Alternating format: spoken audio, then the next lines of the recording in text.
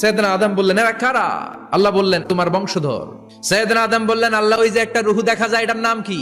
এটা তোমার ছেলে দাউদ, সে দুনিয়াতে নবী হয়ে আসবে। সাইয়েদনা আদম বললেন, মাবুদ, আমার ছেলে দাউদের কত বছর হায়াত আপনি দিয়েছেন? আল্লাহ বললেন, মাত্র 40 বছর। সাইয়েদনা আদম বললেন, মাবুদ, এত ফুটফুটে সুন্দর আমার ছেলে দাউদ, মাত্র 40 বছর দিলেন কেন? আল্লাহ, আপনি বাড়ায় দেন, আল্লাহকে বাড়ানো যাবে না, লেখা হয়ে গেছে। সাইয়েদনা আদম বললেন, আমার 1000 বছর থেকে 60 বছর আমি আমার ছেলেরে দিয়ে দিলাম।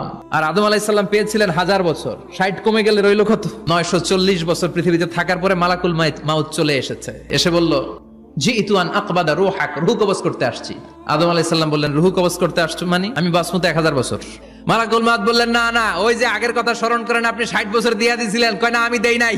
মালাকুল মাউত বলে, আল্লাহ, ঘটনা দেখেন, দিয়া কয় দেই নাই। আল্লাহ কয়, থাক, কথা কইস না, আয়া পর। ভুলে গেছেন উনি। সেদিন থেকে আল কিতাব ওয়া শুহুদ, মানে লিখে রাখার সিস্টেম আর সাক্ষীর সিস্টেম চালু হয়েছে।